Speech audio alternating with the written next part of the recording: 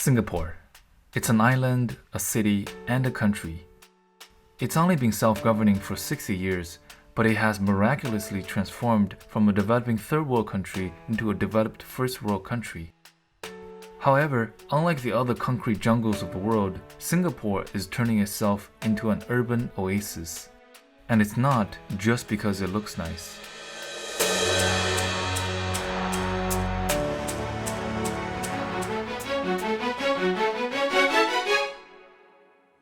To understand why, we must take a look at Singapore's history. At its founding, Singapore was a place filled with overcrowded slums and makeshift homes. The population kept growing, and people needed homes. To solve this urgent problem, the new government started building apartment blocks, lots and lots of them.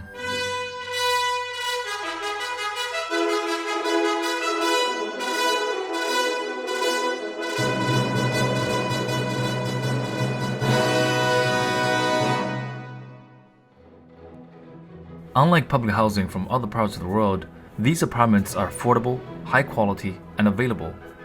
Today they house about 80% of the population. Singaporeans call these HDB flats, HDB for Housing Development Board. In addition to building apartments, the government also did something else. The first Prime Minister Lee Kuan Yew, widely considered as the founder of Singapore, summarized that other initiative years later.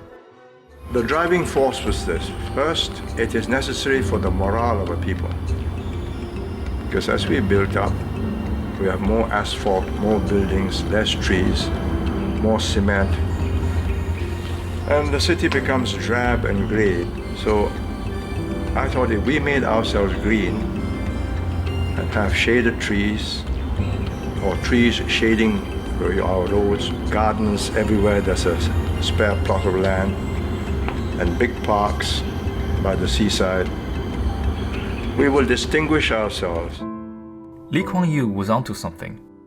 Many studies have linked mental and physical health improvements with nature. Plants can also help clean the air and filter out pollutants. But beside these obvious things, two other major factors are driving Singapore's embrace of nature today. Singapore is here, and that is the equator. This means Singapore is hot, really, really hot. Its average year-round temperature is between 25 and 33 degrees Celsius, or 77 to 91 degrees Fahrenheit. Those numbers don't sound too bad at face value, but here's the kicker. Singapore is really humid. The humidity level in Singapore often reaches the high 90s. At this level, sweat does not evaporate as easily, and 30 degrees could feel like 40 degrees or even higher. Singapore is also surrounded by the sea. The hotter it gets, the more the seawater evaporates and stays in the air. In hot and humid conditions, the human body struggles to cope. Sustained over time, it can be fatal. This is because the human body relies on the evaporation of water through sweating to keep its core temperature at a safe level. Without the means to dissipate heat, our core temperature rises, irrespective of how much water we drink, how much shade we seek, or how much rest we take. According to the heat map data from NASA, Singapore is getting hotter at twice the speed of global average. For example, at 10 p.m., the temperature in Lim Chu Kang, a rural area in the northwestern part of Singapore, is 24.8 degrees Celsius.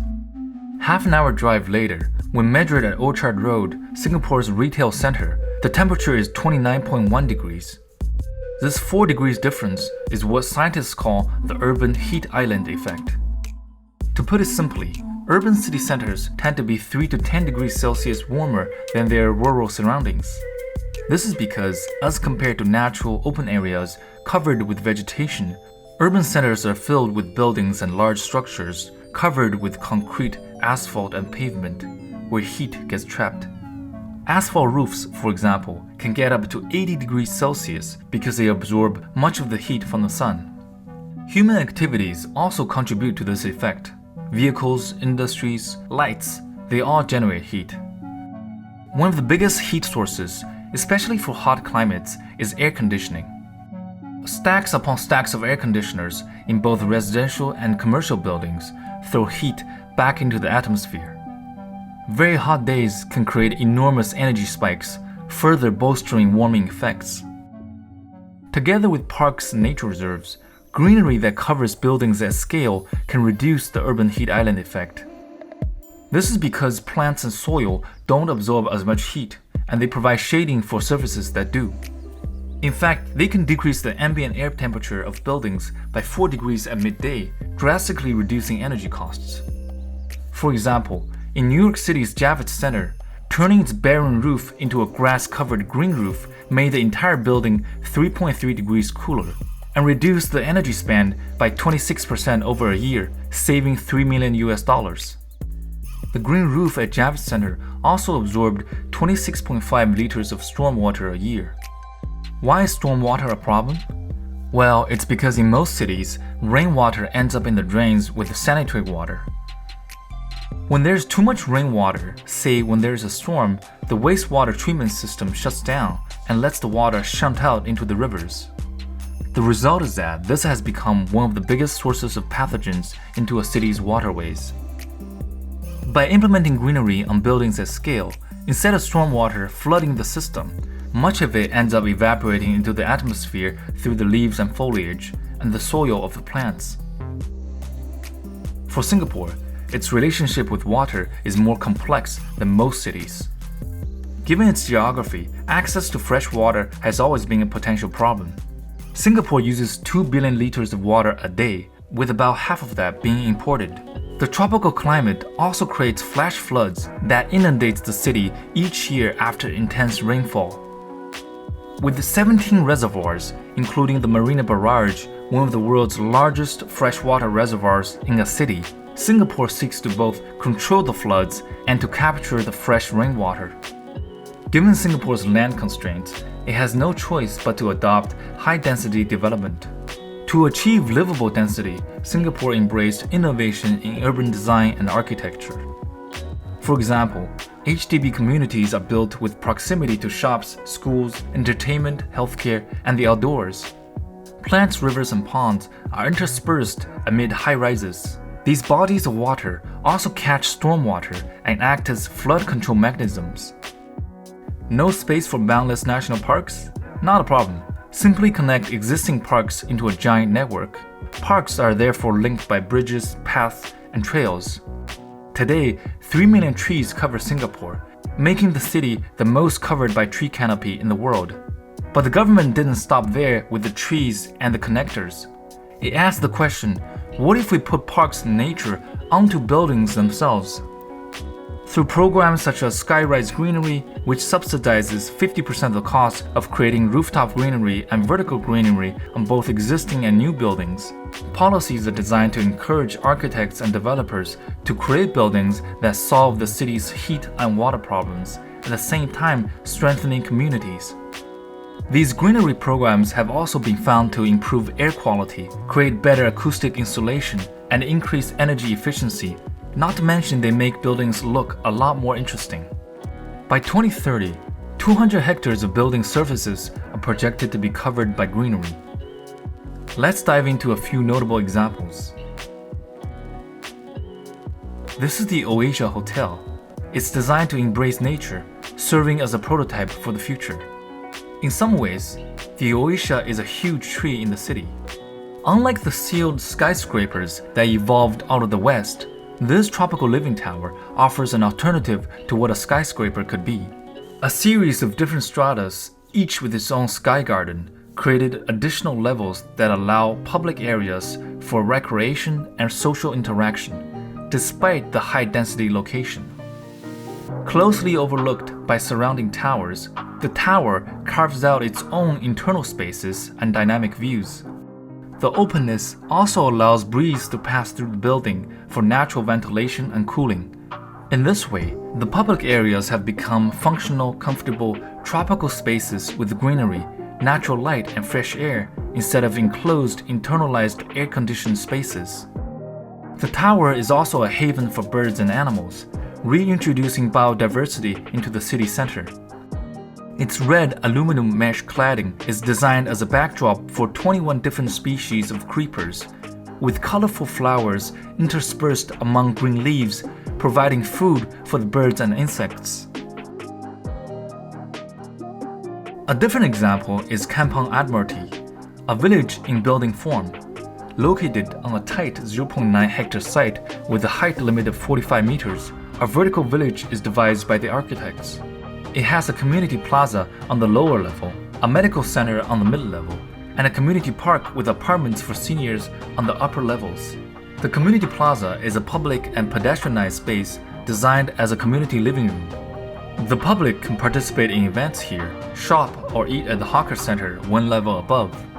The breezy plaza is shaded and sheltered, allowing activities to carry on regardless of rain or shine.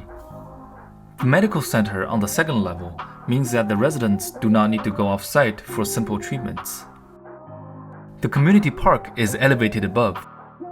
Residents can go there to exercise, chat, or tend community farms. Another public housing complex is the Pinnacle at Duxton, a 1,848-unit complex soaring 50 stories high. The buildings are connected by bridges and a sky garden at the top. The site is a 2.5-hectare irregular shape, nested in the central business district.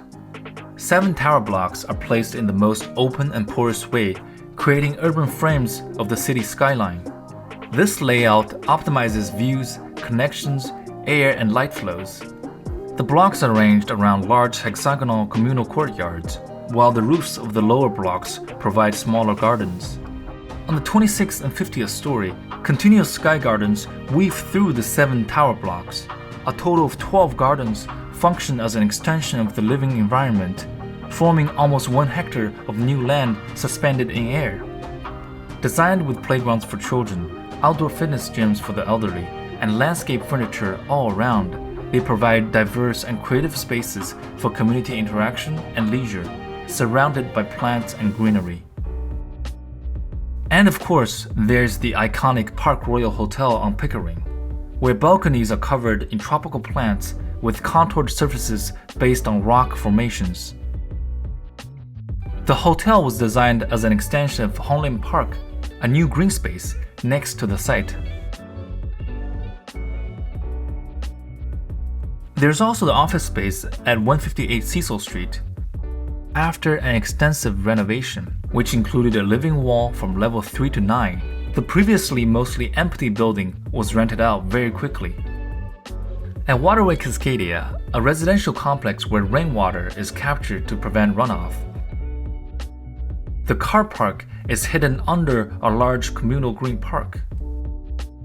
At Haogang Primary School, a teacher organized students to create a vertical garden by themselves using easily sourced materials. Nature is integrated into the essence of the architecture at Kutek Puat Hospital. Airflow is facilitated by the design, and the hospital staff maintains an organic garden on the rooftop, producing fresh vegetables for the hospital kitchen. Another success story can be found at Bishan Park. Years ago, it used to be a boring, fenced-off concrete canal. In the words of the landscape architect tasked with the redesign, it felt like a combination of a prison and a highway. The redesign opened up the waterway, making it wider, cleansing the water naturally, and brought back biodiversity. By slowing down the waterway, it allows stormwater to be filtered and then collected in the Marina Barrage Reservoir. Today, property value around the park has gone up. Families and kids have flocked to the park, and events are held often on the grass fields. Example after example, Singapore is showing us that nature doesn't have to be sacrificed in the name of development. As we are forced to build upwards and increase density, nature has the potential to mitigate problems such as urban heat island effect and stormwater runoff, at the same time strengthening communities. By implementing good policies and embracing good design, density and nature can be integrated to enhance livability.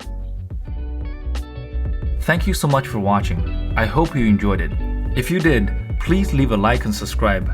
That way you support more videos like this. Also, if you want to learn more about this topic, check out the links in the description. They were really helpful in making this video.